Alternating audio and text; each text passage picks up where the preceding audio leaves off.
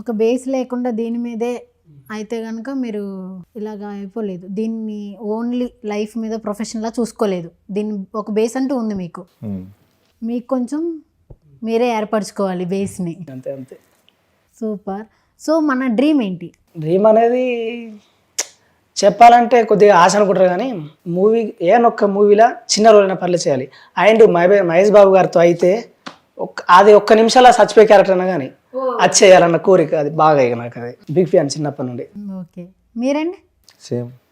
మీరు చెప్పేశారు కదా, ఏదైనా ఒక ఆపర్చునిటీ రావాలి. ఏదైనా ఒక రావాలి, అది కూడా రామ్ చరణ్ గారితో ఒక చిన్న రోలు ఇలా షేకండిషన్ చేయాలి నాకు ఆయనతో.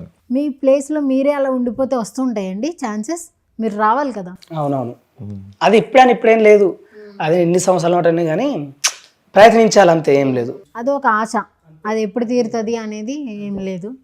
తీరకపోని మనసులో కోరికైతే అది ఒకటి అంతే.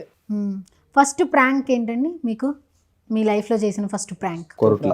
కొరట్ల ఒక అంగడి బజార్ ఉంటుంది, బాగా చేసినాం అక్కడ. స్టార్టింగ్ ఒక ముసలతోని కూరగాయలతోని అట్లా, అది కూడా తొందర అప్పుడు కొత్త కాబట్టి కొంచెం బాగా టెన్షన్ ఉండే. తర్వాత అది కొంచెం మంచిగా రీచ్ అయింది, అందరు పర్లేరా చేయి అంటే దాన్ని కంటిన్యూ చేసినాం.